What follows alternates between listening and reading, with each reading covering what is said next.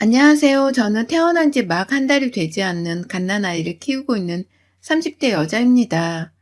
위로는 먼저 낳은 5살짜리 첫째 딸아이가 하나 있고요. 남편이랑은 맞벌이를 하는 부부인데 현재 제가 육아휴직을 내고선 잠시 회사를 나가지 않고 있는 중이에요. 첫째랑 둘째랑 이렇게 뜸을 들이고서 출산하게 될 줄은 몰랐지만 둘째 아이가 생각보다 늦게 찾아오게 되면서 30중반의 갓난아이 엄마가 되었습니다. 저로서는 걱정이 되는 것도 많았으나 이왕 찾아온 아이니까 힘 닿는 데까지 잘 키워보고자 했어요. 남편도 저랑 마찬가지로 생각을 했고요.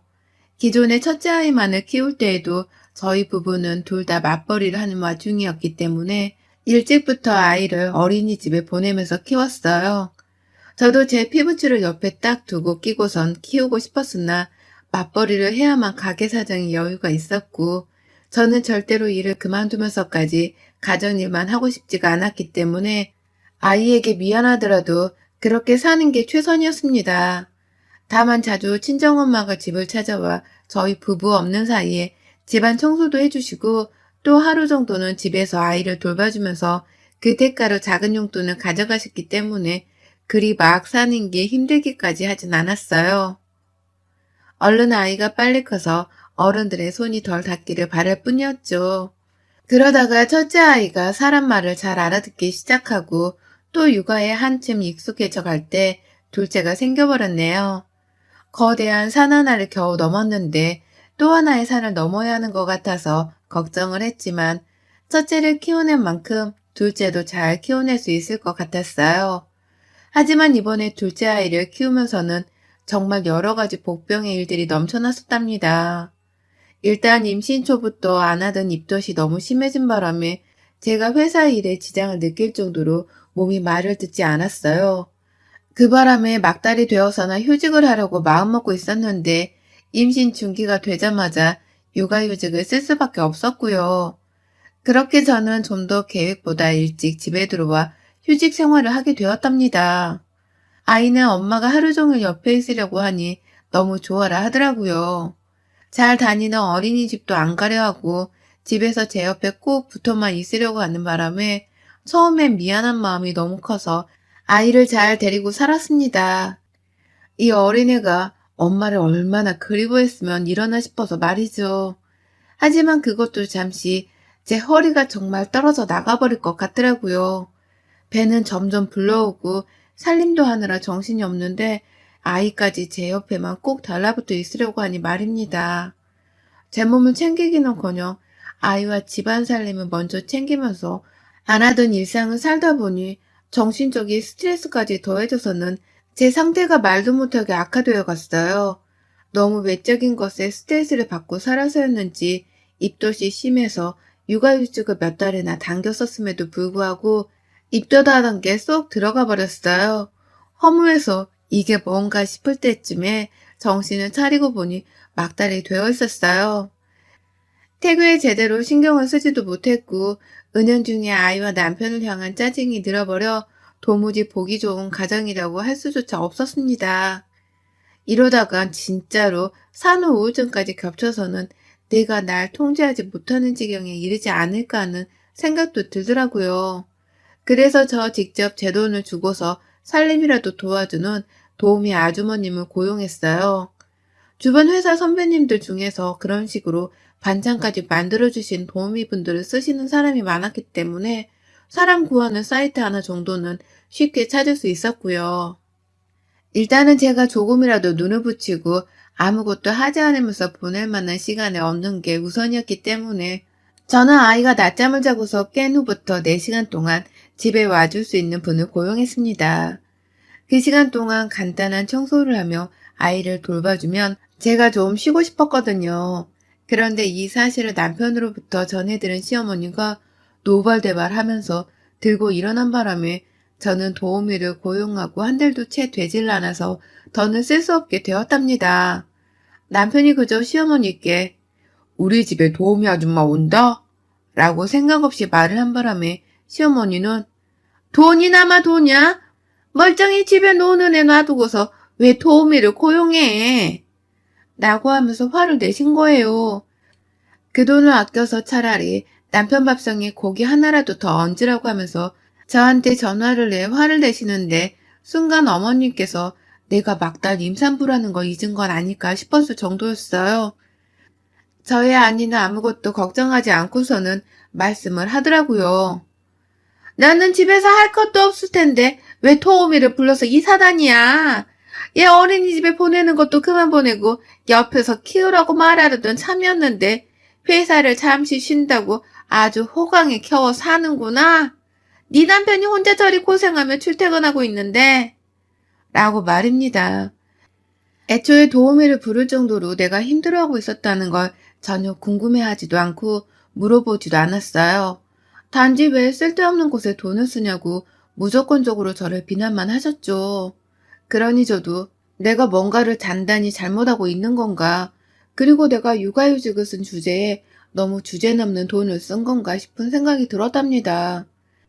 저를 혼란스럽게 만들기에 충분한 것이었고, 그래서 어머님의 닥달하는 소리를 들으며 얼떨결에 저도 도우미를 잘라버렸죠. 이게 단 몇 주 만에 일어난 일이어서 저도 뭐가 뭔지를 모르겠더라고요. 내가 힘들어 죽겠어서 도우미를 고용한 건데 시어머니는 왜 이런 나의 힘든 점들을 몰라주나 싶어 섭섭도 했습니다. 참고로 저희 시어머니는 저하고 그리 가깝거나 돈독한 사이가 아니거든요. 결혼할 적부터 제가 남편이랑 비슷한 수준의 기업에서 일을 한다는 이유만으로 혹여나 여자가 너무 잘나서 남편을 잡아먹는 게 아니냐며 저에게 참 못할 소리들을 뻔뻔하게 해대곤 하셨습니다. 물론 저는 그 말들을 다 한 귀로 듣고 한 귀로 흘려야 하지만 좋은 고부관계를 유지할 수 있다는 생각에 무시를 했고요. 늘상 우는 얼굴로 아무렇지 않은 척을 해보려고 노력을 했죠. 그러나 이게 시어머니께는 늘 우스운 존재로만 각인이 되어버렸던 것 같아요. 아무리 쓴소리를 하더라도 바보처럼 네네 거리면서 웃고만 있고 자신의 비율을 맞춰주려고만 하니 이런 제가 우스워 보일 수밖에요. 시어머니의 사소한 잔소리 그리고 얼척이 없는 참견 같은 건 늘 있어 왔답니다.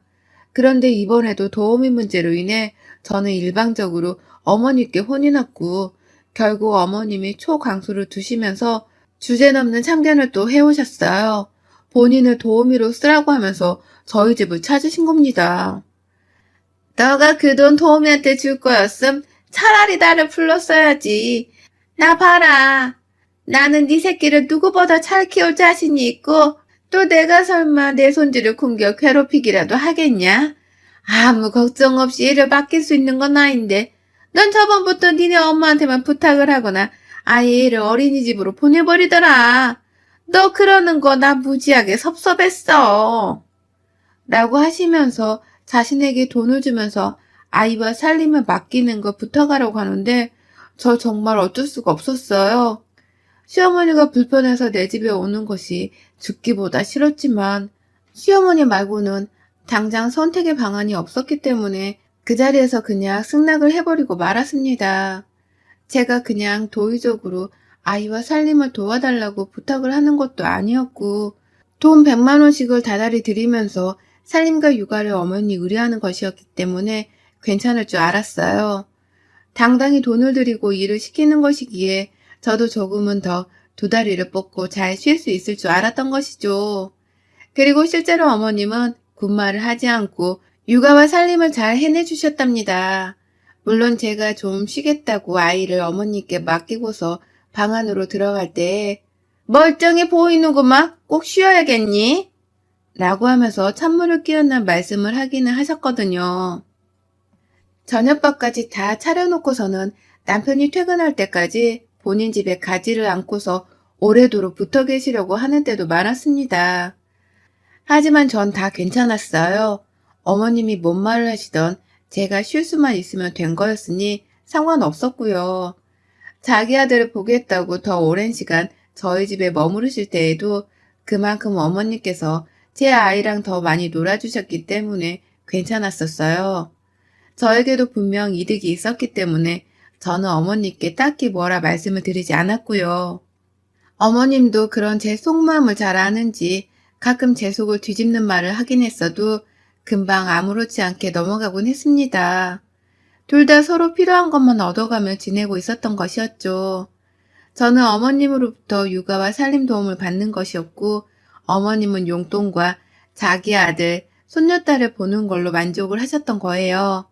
그런데 제가 출산을 하게 되면서는 아기가 완전히 달라졌습니다. 그동안은 서로 주고받고를 잘하면서 큰 갈등 없이 잘 지내고 있었는데, 제가 출산을 하게 되면서 산후조리원에 들어가자 어머님께서 당장 밖으로 나오라고 아주 몇 날 며칠을 들들 볶으셨습니다. 제가 산후조리원에서 나오고 난 후에는 친정엄마가 와주실 거니까 그만 오셔도 된다고 말씀을 드렸거든요.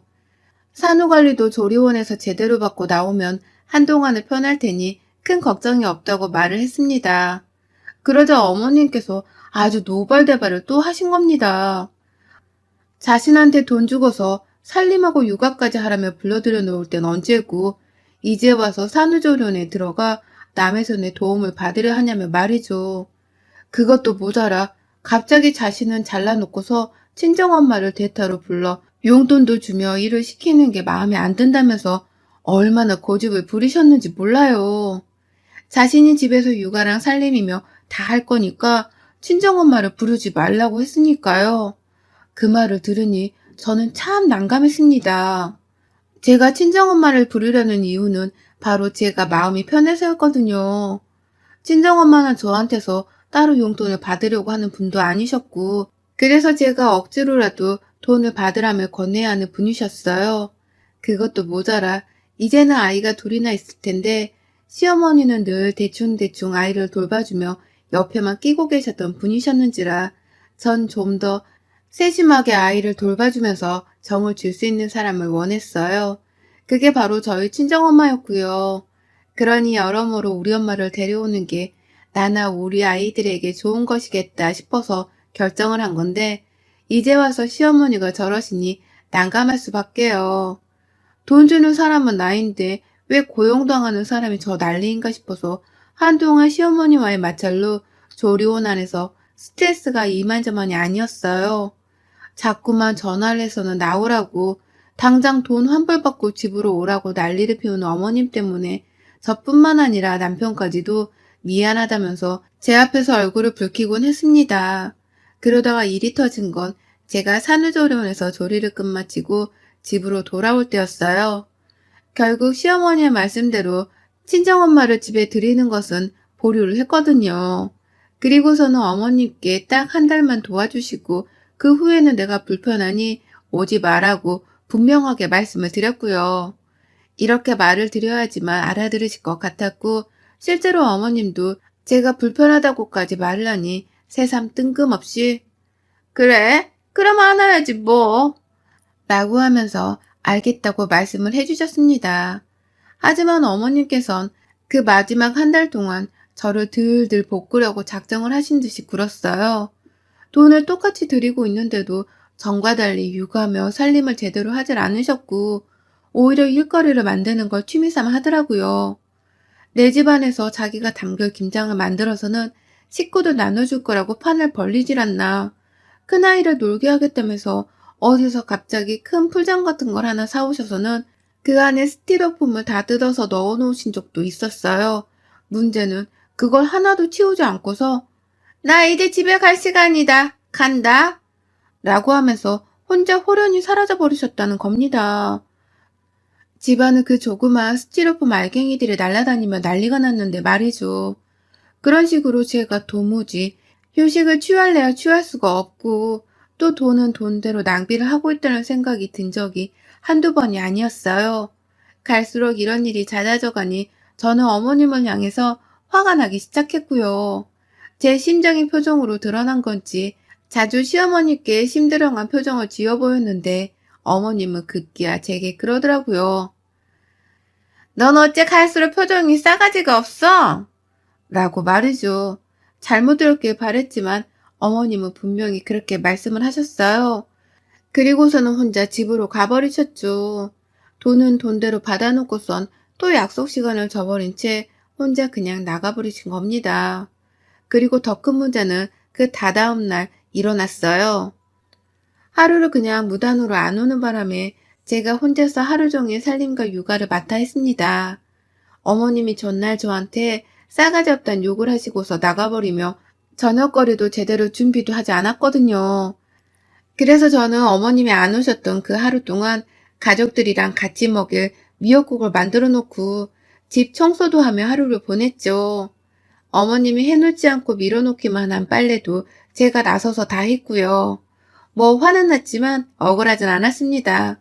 이럴 줄 충분히 예상을 했지만 시어머니의 고집 때문에 어머님을 한 달간 집에 오게 한 거였으니까요. 그저 빨리 한 달이 지나가고 시어머니가 제 집에 그만 오시기만을 바라는 중이었습니다. 그리고 나서 다음날 어머님이 아무렇지 않게 저희 집 안으로 들어오시더라고요. 제 아이를 안으면서 아이고 할머니 보고 싶었지? 라고 애교를 부리는데 이게 뭐 하자는 건가 싶더라고요. 황당은 했지만 괜히 전날 일 때문에 서로 얼굴을 붉히면서 한 집안 안에 있고 싶지가 않았습니다. 그래서 저도 아무렇지 않게 어머님께 인사를 드렸고요. 어머님도 그래 라는 대답으로 말을 해주셨어요. 그리고 전 작은 아이가 보채니까 아이를 안고선 방 안에서 조용히 달래주기만 하고 있었는데 갑자기 부엌에서 에이씨 확 진짜? 라는 신경질적인 말이 들려왔어요. 아이가 살고 있는 집안인데 누가 그런 식으로 험악한 말소리를 내는 건 처음이었습니다. 남편도 저도 둘 다 그런 식으로 서로 일을 가며 싸운 적은 없었으니까요. 당연히 시어머니의 목소리라는 걸 알았고 우는 아이를 잠시 요람 안에 두고서 부엌으로 나가봤는데 글쎄 어머님이 제가 오전에 싹 다 긁어먹은 빈 미역국 냄비를 쳐다보면서 중얼중얼 거리고 있더라고요. 제가 전날 직접 만들어 놓았던 것이고 약간 남은 건 오늘 아침에 애들 밥 먹이면서 제가 후다닥 밥에 말아서 먹었거든요. 근데 그걸 글쎄 어머님이 마음에 안 든다며 짜증을 내셨던 겁니다. 아니 시애미가 오는데 어째 새국 하나를 끓여놓을 생각을 안 했대? 하여튼 싸가지 없는 년. 그래 또 미역을 처먹겠다고 미역을 풀려놓은 건 뭐야? 라고 말을 하면서 그 옆에 제가 미역국을 또 만들려고 미리 불려놓은 미역이 담긴 그릇을 툭툭 쳐대더라고요. 그러니 그 위협적인 행동에 저희 큰아이가 겁을 내고서는 할머니를 멀뚱멀뚱 쳐다보고 있었고요. 저는 저대로 뭐 문제 있어요? 라면서 어머님께 그만 화를 내라 1차 경고를 날렸죠. 하지만 어머님의 화는 계속되었어요. 전 단지 산후조리 중이니까 미역을 자꾸 먹고 싶을 뿐이었고 거창한 요리를 할 만한 여유도 없고 시간도 없어서 그저 만만한 미역국을 또 끓여볼 참이었거든요. 그런데 어머님은 그런 제가 뭐 그리 못마땅한 건지 산후조리를 도와주러 오셔놓고선 자기 밥을 안 해냈다고 성질을 부리고 계시더라고요. 자꾸만 그 화를 참지 못하고서는 싸가지 없는 년이라며 이 앞에서 저를 욕보이는데 저도 오래도록 참기가 힘들었습니다. 그래서 2차 경고를 다시 날렸어요. 어머님, 얘 들으니까 2년 전엔 욕은 그만하시죠? 오늘 피곤하시면 그냥 집에 가셔도 돼요. 내일도 쉬셔도 돼요. 라고 말입니다. 차라리 안 보는 게 좋을 것 같으니 오지 않아도 된다는 말까지 꺼내서는 어머님을 빨리 집으로 돌려보내고자 했습니다. 그런데 어머님이 제 말에 꼭지가 뒤틀린 건지 불린 미역이 담긴 그릇을 싱크대 안에 우당탕탕 소리를 내면서 쏟아 부어버리셨어요. 지 처먹을 거면 더럽게 밝히는 년. 이라고 하면서 다시금 욕설을 남발하며 그 난장판을 키우신 겁니다. 그때가 되어서는 저희 큰아이도 완전히 겁을 먹고선 울음을 터뜨렸고 그 엄청난 괴음에 방 안에 있던 둘째 아이도 울음을 터뜨렸어요. 그리고 나서야 저도 오만 곳에서 애들 울음소리가 들려오니 정신이 나가버릴 것 같은 분노를 느꼈고요. 경고를 그렇게 친절하게 했는데도 이 난장판을 만들어낸 시어머니를 용서할 수 없었습니다. 첫째 아이를 바로 안고선 방 안으로 들어갔어요. 엄마가 할머니 혼내드릴 거야. 그러니까 걱정하지 않아도 돼. 라고 하면서 억지로 웃는 얼굴을 지어 보이며 아이에게 동생을 보살피고 있으라 했고요. 바로 밖을 나와서는 시어머니 면전에다가 물었어요. 저랑 싸우고 싶으신 거죠, 지금? 이라고 말입니다. 너무나 단호하게 그리고 어떠한 말도 꺼내지 않은 채 무조건적으로 싸우겠냐는 도전장을 내밀었어요. 싸우고 싶어서 이 난리를 떤 게 아니냐면서 시어머니를 노려보니 어머님도 당황을 하셨는지 절 잠시 뜸들이며 보다가 야, 네가 뭔데 시어머니랑 싸워? 잘못했다고 용서를 빌어도 모자라려니 돈 좀 있다고 유사를 떠는 거야, 뭐야? 가져가. 돈 100만 원 안 받아도 되니까 네가 싹 다 가져가고 꺼져. 라면서 더욱 크게 소리를 치더라고요. 뭐 또 없는 것들 있고 목소리만 크던데 우리 시어머니가 딱 그 짝이었습니다. 꼴사나와 받을 수가 없었어요. 그러니 저는 나 먹으려는 미역인데 당신이 뭐라고 이걸 버려? 당신이 제대로 미역국을 끓여주기라도 했으면 내가 그걸 그렇게 불려놓고 있었겠어? 라면서 도로 쏟은 미역들을 주워다 담았습니다. 그리고 그때 제 뒤에서 등을 퍽 소리나게 때리면서 뭐 하는 짓이야 이게? 라고 저에게 소리를 치던 시어머니를 저는 결국 직접 손찌검을 날려가면서 안 갚으면 해주고 말았습니다. 싱크대에서 주워 담고 있던 그 미역 줄기로다가 시어머니의 싸다구를 날려버렸어요. 내 등을 왜 때리는 거냐고 하면서 미친 속도로 미역 줄기를 휘둘러댔죠. 아이들도 방 안에 있겠다. 가뜩이나 화가 나던 참인데 눈에 뵈는 게 없겠다 싶어서 정말 시어머니의 목소리가 한마디가 들릴 때마다 화가 난다면서 미역 줄기를 갈겨버렸습니다. 제 눈앞에서 시어머니가 미역에 얻어맞는 광경을 똑똑히 보고야 말았죠.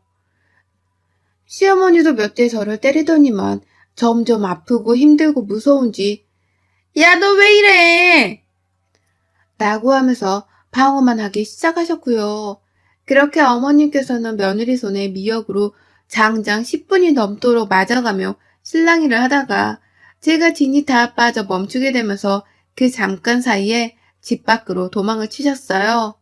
죽어도 우리 집에 와서 살림해 줄 거라고 우기면서 쳐들어오던 때가 엊그제 같은데 이리도 어머님이 제 손에 미역줄기를 맞아대다가 제 발로 도망쳐 나가는 초유의 상황이 발생할 줄이야 저도 감히 상상을 못했던 것이라 얼떨떨했어요.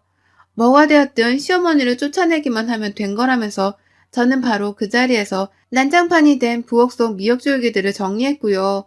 보란듯이 깨끗하게 줄기들을 씻어내서는 끝내 국으로 잘 끓여 먹었습니다. 당연히 시어머니께는 돈 100만 원을 주지 않았고 지난 시간 동안 들였던 돈들까지 다 뱉어내라고 말하고 싶었으나 그냥 이대로 더는 엮이고 싶지 않은 마음에 가만히 내버려뒀어요. 그러니 어머님도 제가 돈을 주지 않을 거라는 것을 예상을 했던 건지 물어보는 연락 한 번 없이 소식이 없으시네요.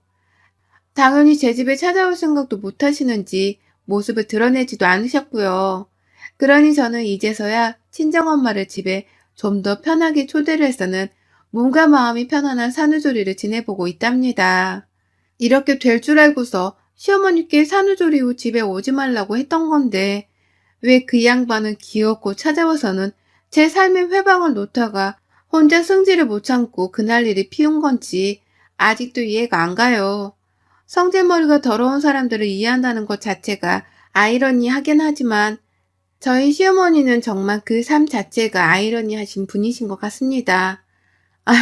전 당분간 미역만 보면 시어머니 싸다구로 때린 게 생각이 나서 미역국 만드는 건 자제를 좀 해야 할 것 같아요. 아마 우리 어머님은 평생 미역이 미자도 듣기 싫어하며 사시겠죠. 어머님, 다 본인의 업보입니다. 여러분의 생각은 댓글로 남겨주세요. 오늘도 시청해주셔서 정말 감사합니다.